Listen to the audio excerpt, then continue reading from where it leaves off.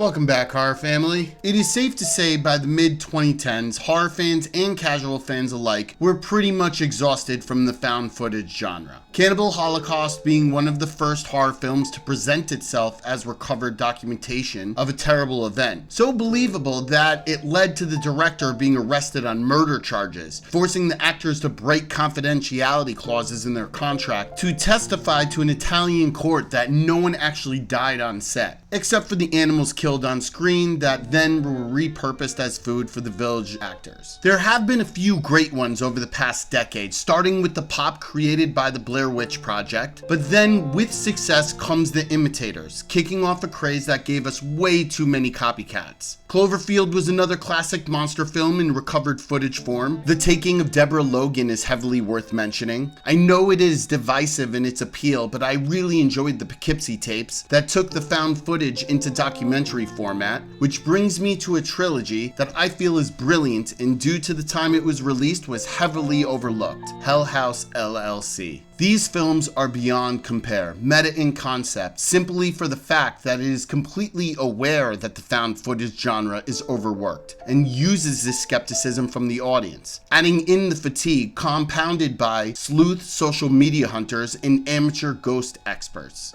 The purpose of the tapes in the films is to create doubt, which is elaborated more in the second film. They encourage multiple viewings for the audience to witness something that was subtly hidden on purpose, making it imperative to rewatch. Not all the jumps are focused on, and there are many horrors hidden in the background that upon multiple times revisiting can be spotted, similar to what Mike Flanagan did in Haunting of Hill House. It centers around an abandoned hotel in upstate New York called the Abaddon Hotel, and a haunted house company that uses it as their newest walkthrough attraction. Today I'm going to go through an allegorical theme spliced through all three films that is made apparent in the third, but upon rewatch can be seen perfectly weaved throughout the other two. The great thing about these movies is that each one in succession is designed to build upon the previous installment, so it feels like that they are extensions of what came before, instead of competition to outdo what you previously saw. Warning, I will be going into spoilers, so please, I implore you, if you have not watched them all fully, please stop watching this and check them out for yourself, then join the conversation. I would hate to spoil the movies for you.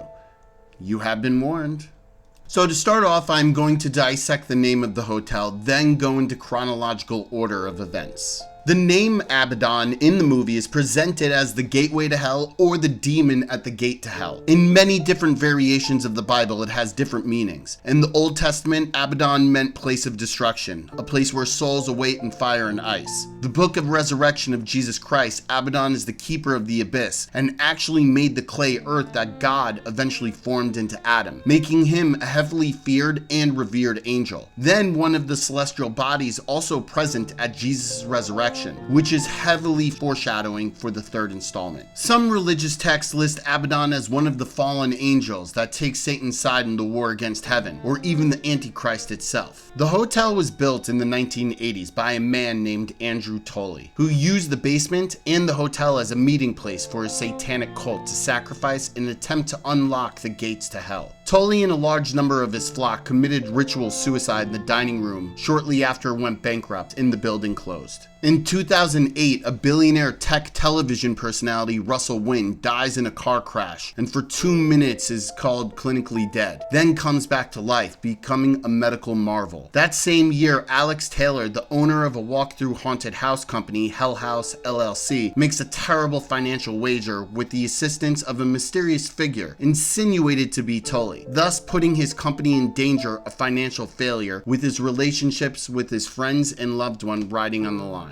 He is convinced by the unseen stranger to hold his annual haunted house at the Abaddon, which has been abandoned since the suicide pact. October 8th, the night of their grand opening, something happens, killing 15 people, including the entire crew, except one who committed suicide 9 days later. Almost a decade goes by and Andrew Wynn, now a winemaker, decides to put his annual performance play in the Abaddon Hotel, using the 1975 work by Johann Wolfgang von Goethe Fauste as his performance. The concept of the play is that the demon Mephistopheles makes a bet with God. He says that he can lure God's favorite human being, Fauste, to his side. This can be interpreted in many different ways, and while researching, I not only found parallels in character of Faust and Wynne in Gouth's version, but discovered Alex and Faust in the 1592 Elizabethan tragedy, The Tragical History of the Life and Death of Dr. Faustus by Christopher Marlowe, had symmetry as well. Much like the story of the Abaddon Hotel and Wynne and Alex, English-born Johann George Faust, 1466 to 1541, whom the works are based on, is full of controversy and legend. Interpretations and numerous theoretical texts have been written about him, and his story spawned many literary characters. Let's just say Johann Faust was not liked by the church and seen as making a pact with the devil. Now Wynne, like in von Gouth's tragic play, was tempted by the devil. After he died in the car crash for those 2 minutes, Wynne possibly went to hell and agreed to come back and help Tully ferry souls into the lake of fire. Unbeknownst to Tully, who, like Mephistopheles, acting as the devil's agent, Russell made a second pact in order to prevent an eternity in hell for sins committed while gaining his fortune. Wynne agreed to sacrifice his soul to an angelic being so they can trick the devil's agent, who orchestrated the opening of the gate to hell in 2009 by using Alex Taylor. Alex himself made a bargain with Tully, making him an agent of hell, being tempted to the dark like in Marlowe's version.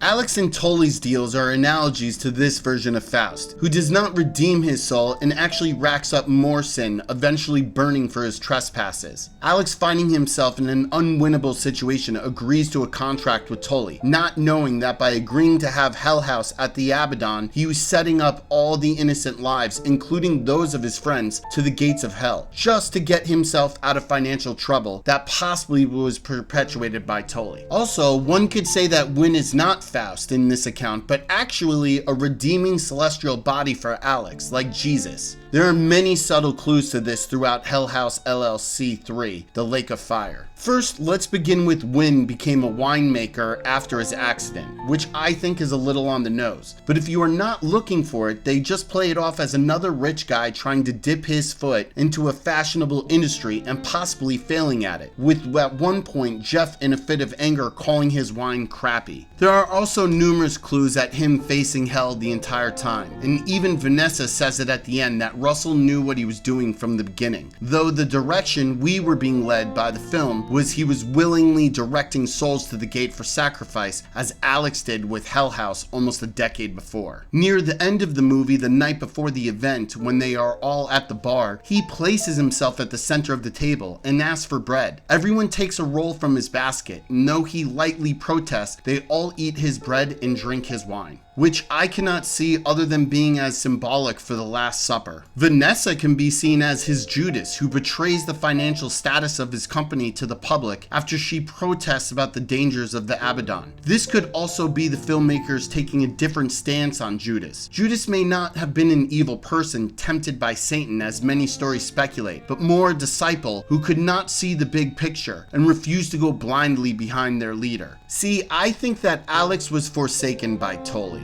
unknowingly entering into a contract with the demonic cultist who knew that hosting Hell House at the Abaddon would allow the gates of hell to be reopened. Wynne was given a second chance and tempted as well, but instead turned to the light, pretending to be facing the dark, his demonic eyes near the end being a symbol of his dual role. On a second viewing, his speech is very prophetic, since everything he said was true and not a narrative promo for his audience. Deals will be made with the devil. God will forsake you.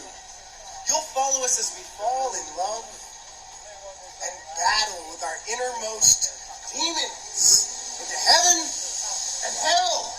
The ending being in purgatory was a great symbolic gesture. Russell going in the opposite direction from the Hell House LLC group, who decided to go to the bar near the basement entrance. Alex holding himself close to the door, wanting an exit. Maybe Russell came to terms and recompense for his sins and possibly awaited for his time in purgatory to either expire or passed on due to his sacrifice, with the others unable to yet come to terms with what they did and needing more time to reflect on the events. I am sure I may be missing huge chunks of of subtext intertwined in this film, but only wanted to express my thoughts and interpretations, and maybe like the variations of Fauste, it is all subjective and varies per its different perspectives. The story is so rich throughout all three movies that I hope in the coming years the filmmakers will be able to release the highly anticipated Abaddon tapes in even a Blu-ray triple pack. I may be biased because I find religious aspects in horror fascinating, and the story makes the biblical idea of evil deeper meaning than just a corrupt monster raised from the depths of an open burning hole.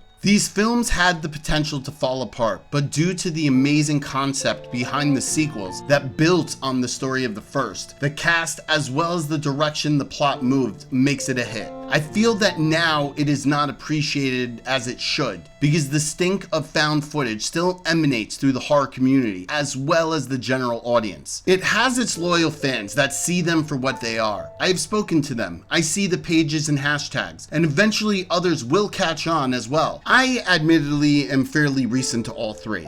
I caught the third one on Shudder and liked it, and the other two on Shudder TV halfway through, not giving them my full attention, as I assumed what I was witnessing was just a recreation of tropes that came before it. But after actually sitting down and watching them straight through, twice, I now respect the story being told throughout the movies, and see a vision that one day will reach the broader crowd, which will hopefully mean more money for Stephen Cognetti and Joe Bendelli, giving us even more insidious chronicles of the Abaddon Hotel. I'm not going to ask if you have seen them because I hope if you haven't, you went back and watched the movies in succession. What are your thoughts on the relationship of evil, the gates of hell, Faust, Alex and Russell Wynn? Let me know your thoughts in the comment section below, and please remember to like, share, and subscribe. Stay scared.